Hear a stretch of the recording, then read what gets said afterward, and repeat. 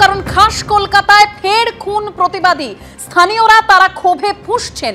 5 দিন পেরিয়ে গিয়েছে, এখনো সেই ঘটনায় কিন্তু গ্রেপ্তারি শূন্য। আর ইতিমধ্যেই ইকবালপুরে নিহতর বাড়িতে যে ফিরাদ হাকিম পৌঁছেছেন সেই ছবি আপনাদের সামনে রেখেছি।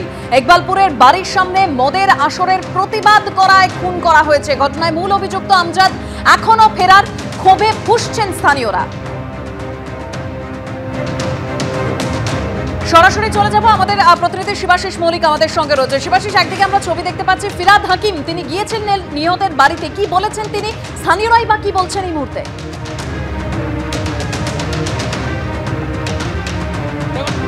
বলে রাখি যে এই যে ইকবালপুর মামলা, সেই ইকবালপুরের ঘটনায় কিন্তু ভিন রাজ্যের যোগ পাওয়া যাচ্ছে।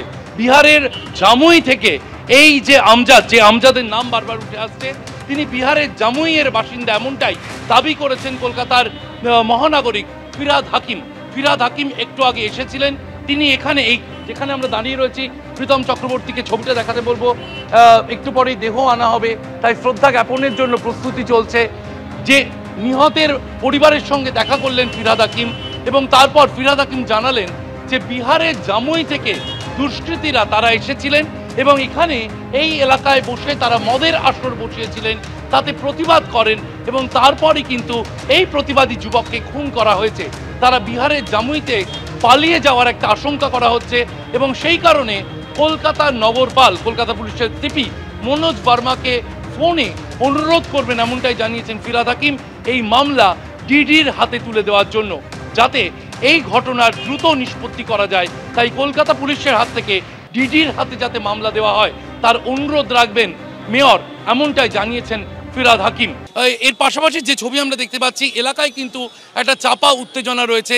এলাকার বাসিন্দারা তারা বলছেন এভাবে বাড়ির সামনে একজন প্রতিবাদীকে খুন হতে হবে। আমি কথা বলার চেষ্টা করব যারা রয়েছেন এলাকায়। কি পরিস্থিতি, বাড়ির সামনে একটা ছেলেকে এভাবে খুন হতে হলো?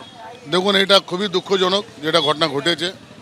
আর আমাদের এখানে যত লোক আছে, মহিলা যত লোক আছেন, আমাদের একটা দুঃখ আছে, একটা ছেলে, ইয়াং ছেলে মারা গেছেন, জওয়ান ছেলে ছিল, ওনার পরিবার ছিল। এর মধ্যে একটা নিজের মধ্যে যেটা ঝামেলা হতে পারে, একটা মানুষের সঙ্গে ঝামেলা, কিন্তু এর মানে এটা না আমি কারো খুন করে দিই। তারপরে প্রশাসন যেটা আমাদের মন্ত্রী সাহেব উনি এসেছিলেন, ববিদা আমাদের এখানকার বিধায়ক, উনি বলে গেছেন কি এই কেসটাকে ডিডিকে দেওয়া হয়েছে। যারা আছেন তারা কোনো বাদ যাবে না, যারা ভুল করেছে তাদের কোনো মাফ নেই। পুলিশ প্রশাসন যে নিজে কাজ করবেন। আর এলাকার বাসীর মধ্যে আমরা এটা বলে নিজাম ভাই, আমরা যেটা আছে আমাদের টিএমসি যত আমাদের লিডাররা, আমরা একটা কথা বলেছি, যে কোনো ভুল কাজ হলে সঙ্গে সঙ্গে আপনার পুলিশকে জানা, প্রশাসনকে জানা, যে আমাদের কাউন্সিলর আছেন সোমা দাস, নিজাম ভাই আমাদের, ওনাকে জানান। প্রতিবাদ করতে হবে, যে কোনো ভুলের কাজে প্রতিবাদ করতে হবে। আরেকটা বিষয় জানতে চাইবো যে এই যে পুলিশ ইনঅ্যাকশন বা 5 দিন হয়ে গেল, ছেলেটি মারা গেল, তারপর পুলিশের আশা, এটা আপনারা কিভাবে? हम यही कहना चाहते हैं कि राम भाई को, उनका वाइफ को नौकरी मिलना चाहिए और उनका परिवार एक बूढ़ा बाप है, उनको देखने के लिए क्या उनका कोई सहारा नहीं। अगर एक औलाद भी रहता तो अपना सहारा बन जाती है। लेकिन जितना जल्दी आप मुजरिम को पकड़ सकते हैं तो पकड़िए और उनको कड़ी से कड़ी सज़ा दिया जाए, क्या वो उनका सहारा कोई नहीं है।